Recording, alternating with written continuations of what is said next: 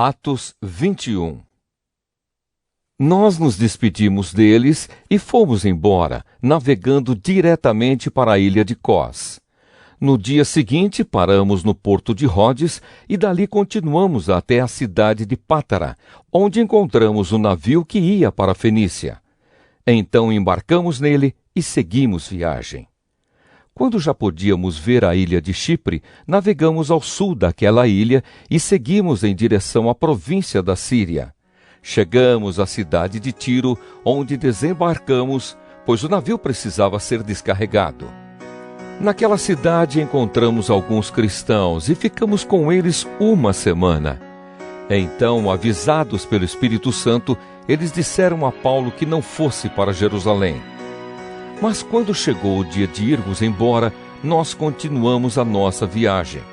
Aí aqueles irmãos, com as esposas e filhos, nos acompanharam até fora da cidade. E todos nós nos ajoelhamos ali na praia e oramos. Depois de nos despedirmos, embarcamos no navio e eles voltaram para casa. Seguimos viagem, navegando da cidade de Tiro para Ptolemaida. Ali encontramos e cumprimentamos os irmãos e passamos um dia com eles. No dia seguinte partimos e chegamos à cidade de Cesareia. Ali fomos para a casa do evangelista Filipe e ficamos com ele. Filipe era um dos 7 homens que haviam sido escolhidos em Jerusalém. Ele tinha 4 filhas solteiras que profetizavam.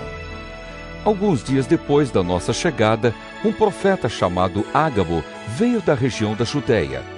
Ele chegou perto de nós, pegou o cinto de Paulo, amarrou os próprios pés e as próprias mãos e disse: O Espírito Santo diz isto: em Jerusalém o dono deste cinto será amarrado assim pelos judeus e será entregue nas mãos dos não-judeus. Quando ouvimos isso, nós e os irmãos de Cesareia pedimos com insistência a Paulo que não fosse para Jerusalém. Mas ele respondeu: Por que vocês choram assim e me deixam tão triste? Eu estou pronto não somente para ser amarrado, mas até para morrer em Jerusalém pela causa do Senhor Jesus. E não conseguimos convencê-lo a não ir. Então desistimos e dissemos: Que seja feita a vontade do Senhor. Depois de passarmos alguns dias ali, juntamos as nossas coisas e fomos para Jerusalém. Alguns irmãos da cidade de Cesareia nos acompanharam e nos levaram à casa onde íamos ficar hospedados. O dono da casa era Menazon, natural da ilha de Chipre. Fazia muito tempo que ele era cristão.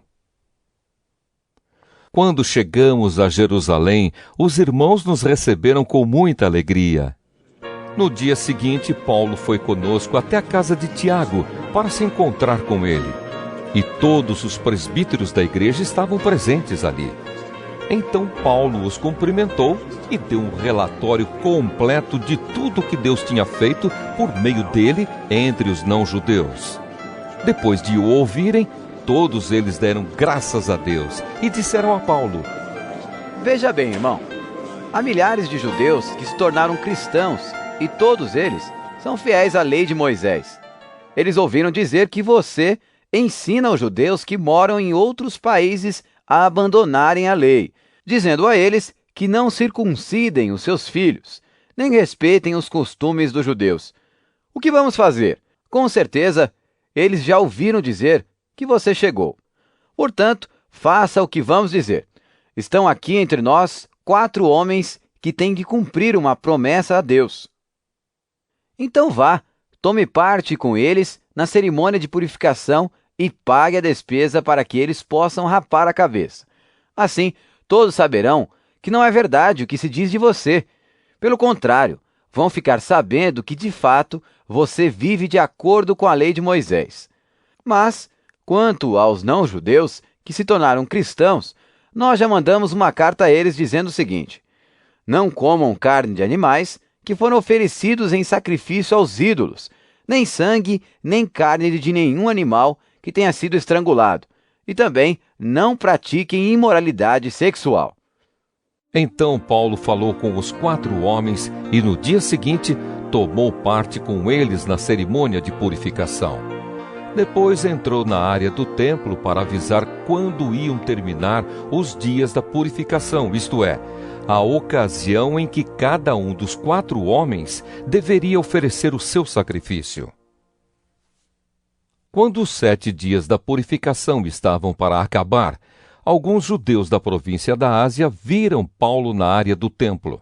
Então atiçaram a multidão, agarraram Paulo e começaram a gritar: Israelitas, nos ajudem! Este é o homem que vai pelo mundo inteiro falando a todas as pessoas e dizendo mentiras contra o povo de Israel, a lei de Moisés e este templo. E agora ele está trazendo não-judeus para dentro da área do templo, profanando assim este lugar santo. Eles disseram isso porque tinham visto Trófimo, que era de Éfeso, na cidade com Paulo, e pensavam que Paulo o havia levado para dentro da área do templo. A confusão se espalhou por toda a cidade e o povo veio correndo de todos os lados. Eles agarraram Paulo e o arrastaram para fora da área do templo e fecharam os portões. Quando a multidão já ia matar Paulo, o comandante das tropas romanas recebeu a notícia de que toda a cidade de Jerusalém estava em revolta. Então reuniu depressa alguns oficiais e soldados e correu para o meio do povo. Quando a multidão viu o comandante e os soldados, parou logo de bater em Paulo. Aí o comandante chegou perto de Paulo, prendeu-o e mandou amarrá-lo com 2 correntes. Depois perguntou: Quem é este homem? O que foi que ele fez? Mas na multidão, uns gritavam uma coisa, outros gritavam outra. A desordem era tão grande que o comandante não pôde descobrir o que havia acontecido. Então mandou que os soldados levassem Paulo para dentro da fortaleza. Quando chegaram perto da escada, os soldados tiveram de carregar Paulo por causa da violência da multidão que vinha atrás gritando: Mata! Mata! Quando iam levar Paulo para dentro da fortaleza, ele disse ao comandante: Me dê licença para falar uma coisa com o senhor. O comandante perguntou: Você sabe falar grego? Por acaso você é aquele egípcio que algum tempo atrás começou uma revolução e levou 4.000 terroristas armados para o deserto? Paulo respondeu: Eu sou judeu, nascido em Tarso, cidade muito importante da região da Cilícia. Por favor, me deixe falar com o povo. Então o comandante deixou. Paulo ficou de pé na escadaria e fez um sinal com a mão para o povo, pedindo silêncio. Quando todos ficaram calados, Paulo começou a falar em hebraico. Ele disse: